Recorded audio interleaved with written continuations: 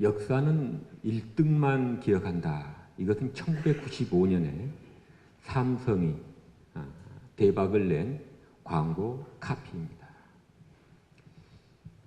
삼성의 심정은 이해를 할 수가 있습니다. 이제 글로벌 시대에 우리가 초인류 기업이 되겠다라는 자기들의 비전을 어떻게 보면 여기에 담은 거지만, 저는 그 광고 카피 볼 때 내면의 분노를 느꼈습니다.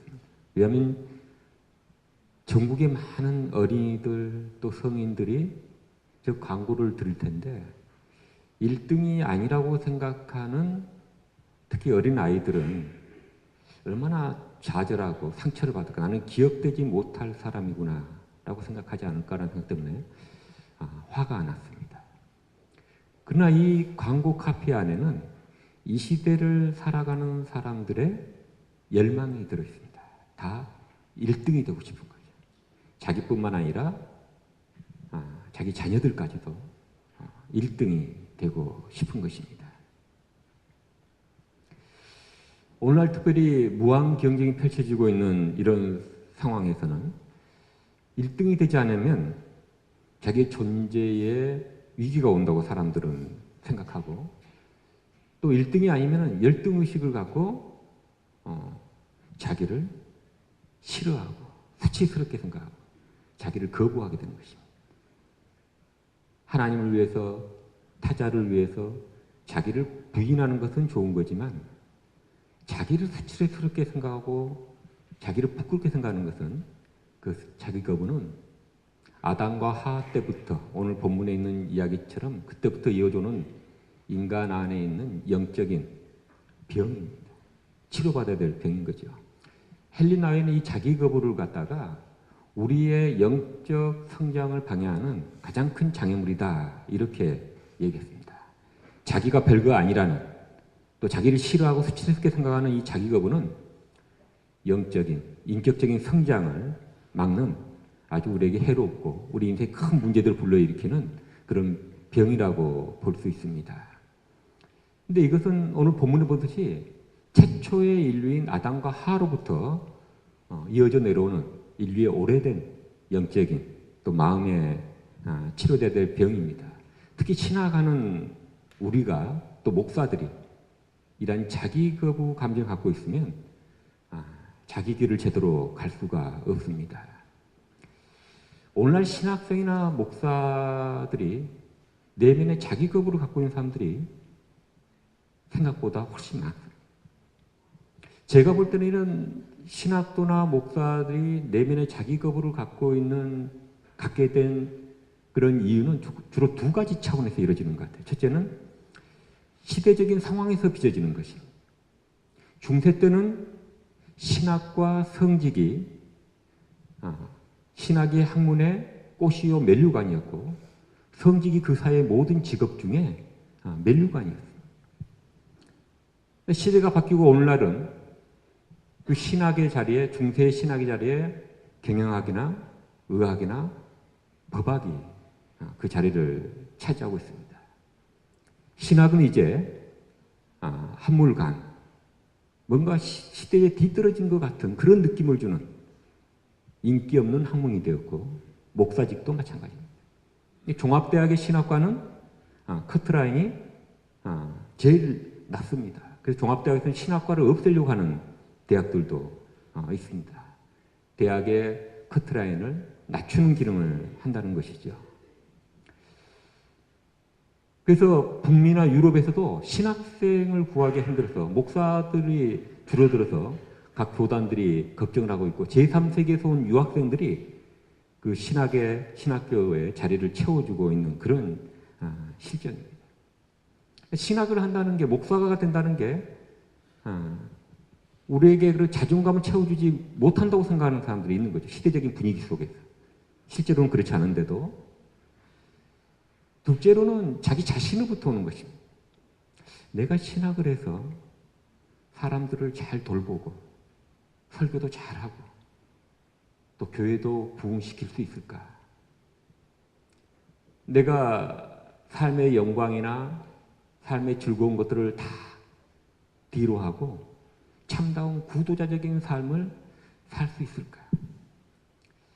그렇게 하기엔 자기가 너무 재능이 없고 부족해 보이는 것입니다. 자기가 못나 보이는 거예요. 내가 목사감으로서 내가 못나 보이는 거지. 자기 거부감에 빠지게 됩니다. 저도 이런 감정에 오래 빠져 있었던 적이 있었습니다.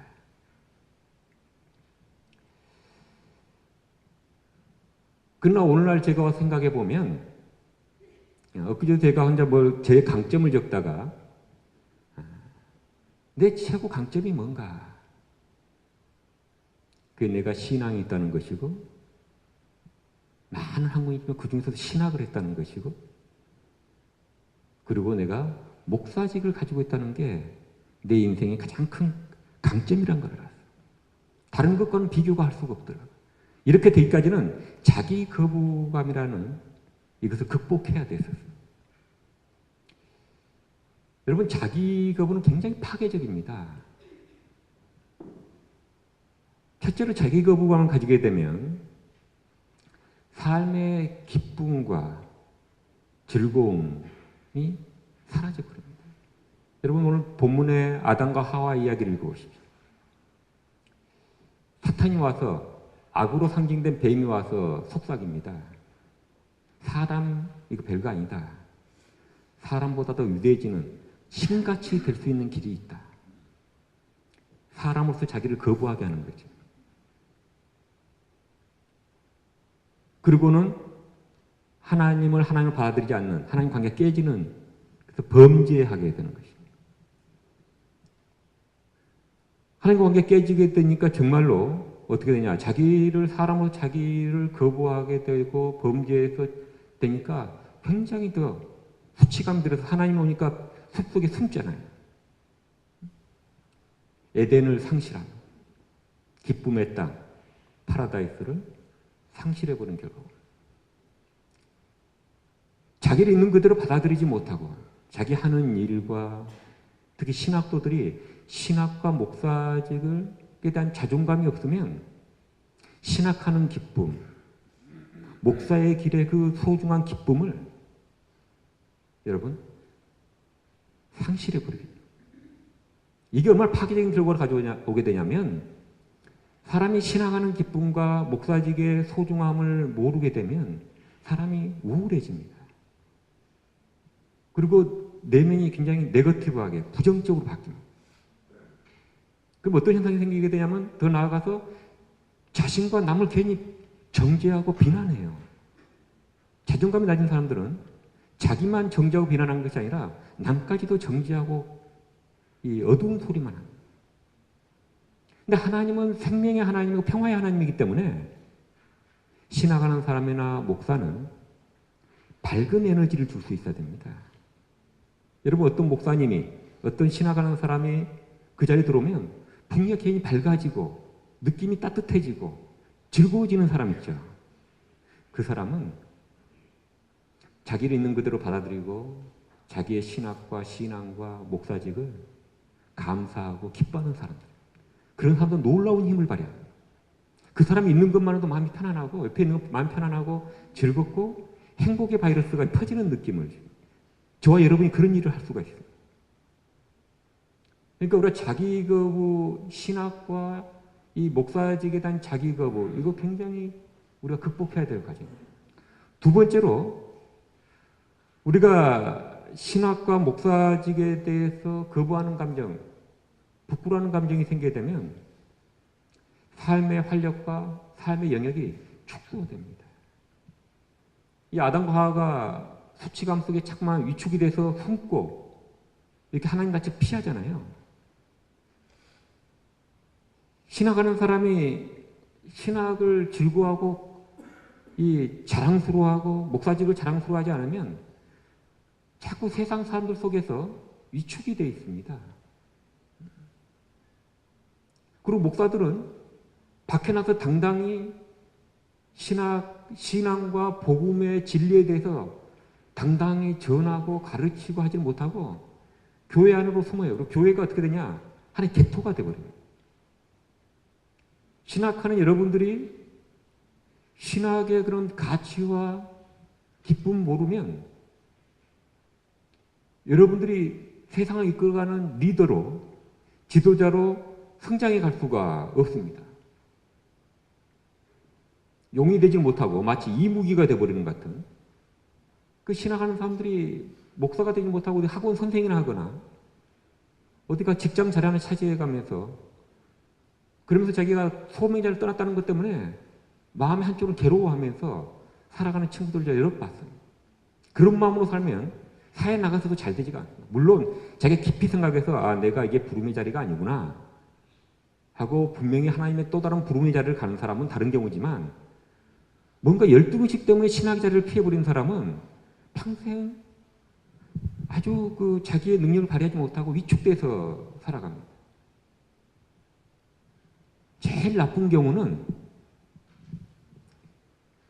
자기 거부감이 있으면 자기 삶을 잃어버려요. 아담과 하와가 사람으로서 사람의 길을 살아가야 되는데 신이 되려고 하니까 자기 삶을 못 살잖아요. 목사로서 복음의 가치와 그 진리의 가치로서 자기를 증명해 보려는 게 아니라 다른 세상적으로 유명해지고 세상에 열망하는 어떤 그런 것들을 보여주고 성공 철학이나 그런 것들로 어떻게 세상적으로 뜨려고 하면, 또 자기 교회 교인이 많다는 거, 유명한 사람들이 온다는 거, 교회 규모로 자기 능력을 보여주려고 하면 그것도 다 자기 거부거든요. 굳이 목사가 그럴 필요가 없어요. 목사인 것만으로도 가치가 있는 것입니다. 여러분 해보세요. 정말 목사인 것만으로도 가치가 있어요. 진실된 목사라는 그 사실 때문에 그게 교인 몇이 안 돼도 그 사람이 영향을 미쳐요. 다른 걸로 자꾸만 자기를 증명해 보이려고 그러면 세상에 휘둘리게 되고 지금 막 논문을 표절해가지고 문제가 되고 개인 밖으로 막 외형적으로 큰 게 졌다가 세상에 질타를 받는 목사들이 얼마나 많습니까? 그럼 이걸 어떻게 극복해야 되느냐? 제일 좋은 경우는 예수님의 경우, 그게 가장 기본적인 것입니다. 오늘 본문의 예수님은 소위 예수님의 첫 하나님 체험이자 메시아로서 소명 체험의 장면입니다. 예수님이 세례를 받으셨을 때 하늘로부터 음성이 들리는 거예요.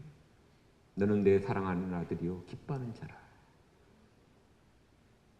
그 당시 많은 유대인들은 창조주 하나님, 역사의 하나님, 정의의 하나님, 그런 구약의 하나님들이 많지만 구약에서 면면이 내려오는 제사장적인 그 유대교는 이 거룩한 하나님이 중심 개념이었습니다. 특히 이 바벨론 포로기 위해서는 더 그랬어요.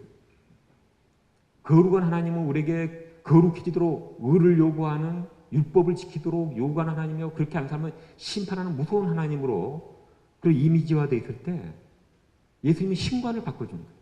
예수님이 하시는 제일 중요한 일이에요.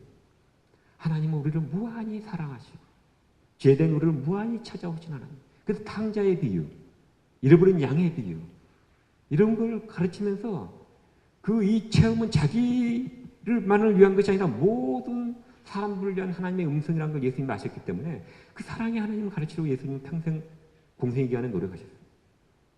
근데 그 하나님 나를 부르셨다는 거예요. 인류의 구원을 위해. 우리가 자기 거부감을 극복하려고 하면 내가 하나님의 은총 가운데 사랑의 대상이라는 체험, 그리고 그 하나님이 나를, 이 부족한 사람을 하나님의 종으로 불렀다라는 그 거룩한 그런 환희에 찬 그런 체험을 우리가 해야 되는 것이죠. 그러면 내 하는 일, 신앙하는 것 자체가 하나의 감사로가 되고 하나님 내게 최대의 은총을 베풀었다는 것을 우리가 알게 되는 것입니다. 둘째로는 우리가 완벽주의를 탈피해야 됩니다. 인간은 완벽한 게 아닌데 자꾸 나에게 나는 목사니까 신학하는 사람이니까 완전해야 된다고 자꾸 자기를 어떻게 완전을 요구하는 거예요. 그럼 자기가 더 못나 보이는 것이. 자기가 자꾸 싫어지는 거지. 예수님도 그랬잖아요. 선한 선생님, 그러니까 왜 사람 나한테 선하다 그러냐. 선한 분은 하나님 한 분이다. 베드로가 몇 번 용서해야 됩니까? 70번에 7번씩이라도. 사람은 흔들리며 산다는 것입니다. 서로 용서받고 용서하는 그런 삶이 필요하다는 거예요. 심지어는 예수님 부활했을 때 제자 중에는 아직도 부활하신 예수님 보고 의심하는 자가 있더라 그러는데 하나도 그들을 나무라지 않고 이제 너희들은 세상의 선생이 됐다. 모든 민족을 제자 삼아 아버지와 아들과 성령의 이름으로 세례를 주고 내가 너에게 분부한 모든 가르쳐 지키게 하라. 마태복음 28장에 나와 있는 16절에서 20절에 나와 있는 말씀. 부족한 그들을 믿고 부족한 그들을 하나님이 쓰신다는 것이죠. 하영주 목사님 돌아가시고 거기에 후임 목사님이 이재훈 목사님이신데 제 명지대학의 경영학과 출신이세요. 또 아는 분이기 때문에 그 취임식에 제가 축하로 갔는데 거기에 홍정길 목사님이 와서 축사를 하더라고요. 근데 이분이 이렇게 얘기하더라고요. 이제 소위 그 홍정길 목사님, 하영주 목사님, 이동원 목사님, 오카노 목사님 네 분이 친한 관계였잖아요. 친구처럼. 자신을 보면서 그 세 분을 얘기하면서 여러분, 우리도 옛날에 별 볼 일 없는 사람들이었습니다. 세상적으로 보면 그분들은 뭐 소위 말하는 스카이 대학을 나온 분들도 아니에요. 여러분만 했을 때는 정말 홍정기 목사님 진실을 말한 거라 저는 생각합니다. 별 볼 일 없는 사람들처럼 보였을 겁니다. 근데 그들이 자기의 부름받은 것을 감사히 여기고 테레사 수녀가 얘기한 것처럼 우리는 성공하기에 부름받은 게 아니라 충실하기 위해서 하나님께 충실하기 위해서 우리 하는 일에 충실하기 위해서 부름받는다는 것 같이 자기들의 직분을 감사하고 충실했더니 하나님이 그들의 작은 재능조차도 사용해서 그런 큰 인물들이 된 것이죠. 여러분 스스로의 작은 것들을 작다 여기지 말고 그걸 감사하십시오. 그러니까 한 달란트면 2달란트 남기면 되는 것입니다. 2달란트 남기면 예수님이 또 여러분들이 4달란트, 5달란트를 남겨나갈 수 있도록 10달란트 남겨갈 수 있도록 여러분들이 사용하실 겁니다. 마지막으로 우리가 자기 겁을 극복하려면 자기 존재의 가치를 발견해야 됩니다. 여러분 우리가 어떤 사람을 선물할 때, 꽃을 선물할 때 장미나 백합 같은 걸 선물하는데 꽃이 장미와 백합만 아름답습니까? 들에 나가면 이름 모를 꽃들도 너무 아름답습니다. 활짝 핀 꽃은 다 아름답듯이 모든 사람들은 하나님이 각자 다른 달란트를 줬고 그들이 자기 삶에 충실해서 인생을 활짝 피우면 저는 다 아름답다라는 것을 저는 나이 들수록 깨닫습니다.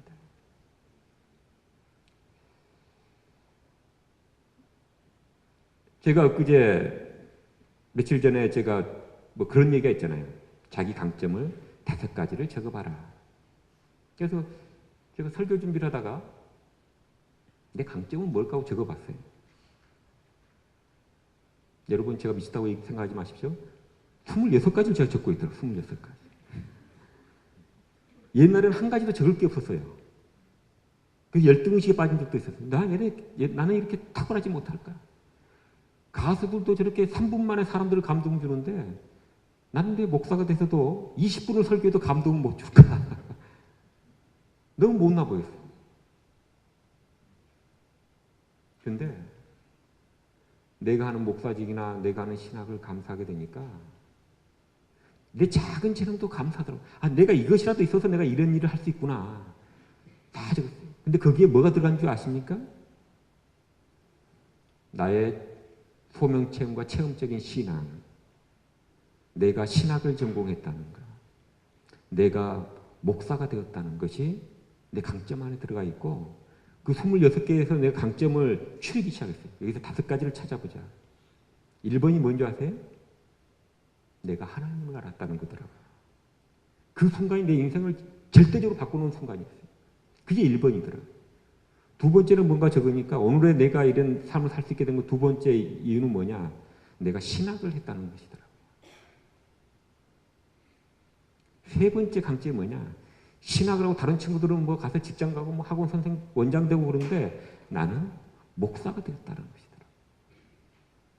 이 3가지는 그 순서를 바꿀 수가 없더라고요. 내가 하나님을 알았다는 것, 내가 신학을 했다는 것, 내가 목사가 됐다. 목사라는 이 하나만으로 사람들한테 해줄 수 있는 게 너무 많더라고요. 제가 여러분 만났을 때 우리 선배인 김호시 목사님이 이 자리에 와서 그렇게 얘기하시더라고요. 나는 다시 태어나도 목사가 될 겁니다. 하나님께서 다시 태어나게 해주면 뭐 되겠냐? 3번을 물어 나는 목사요라고 얘기하겠습니다. 지금도 그 말에 기꺼이 들었는데 내가 똑같이 이 나이에서 여러분한테 와보니까 그런 고백을 할 수밖에 없는 것 같아요. 그럼 4번째, 5번째는 뭔가? 4번째, 5번째는 이 3가지만큼 그렇게 중요하지 않더라고요. 여러분 신학하길 잘했습니다. 여러분 목사 되려고 하기를 잘했습니다. 여전히 신학은 학문 중에 학문인 학문의 꽃이요 면류관입니다. 왜? 다른 학문은 이 세상적인 것만 얘기하지만 신학이 이 세상을 넘어서서 초월적인 걸 얘기하니까 여러분이 신학하는 동안 굉장히 똑똑해집니다. 시각이 깊어지고 넓어집니다. 그리고 이 세상의 학문은 인간을 육체적인 존재, 이성적인 존재로 보지만 신학은 그 인간을 영성적인 측면 깊이까지 들어가서 인간을 이해하기 때문에 사람을 이해하고 보는 폭이 굉장히 깊어지는 거예요. 그 신학을 하고 나면 사람이 똑똑해져서 다른 학문을 하는 사람을 가르치게 됩니다. 저는 연대 교양학부 교수면서 교목인데 교수가 수백 명인데 소위 뭐 잘났다는 교수도 다 있는데 제가 그 교수들을 가르치더라고요. 교수 중에 교수가 되더라고요. 왜? 그 교수들의 성경 공부를 인도하고 교수 연수에 가면 제가 설교를 해야 되고 설교를 할 사람은 신학한 사람 외에 다른 사람은 그 많은 전공들이 있지만 거기 나와서 설교할 사람은 없어요. 신학한 사람은 설교할 수 있어요. 그 많은 전공들이 있지만 그들에게 설교할 수 있는 직분을 가진 사람은 목사만 나와서 할 수 있는 거예요. 이 세상 많은 사람 마지막 죽는 순간에 누구 손을 잡고 죽고 싶겠습니까? 인정할 때 누굴 부릅니까? 목사를 불러요. 의사를 부르거나 과학자를 부르지 않아요. 대통령을 부르지 않아요. 목사를 불러요. 우리는 그런 일을 하는 사람들. 그런 부름받은 우리의 신학과 신앙과 목사직을 감사하고 소중히 여깁시다. 그러면 하나님이 여러분의 작은 까지도 다 사용해서 여러분의 삶이 빛나게 할 겁니다. 고맙습니다.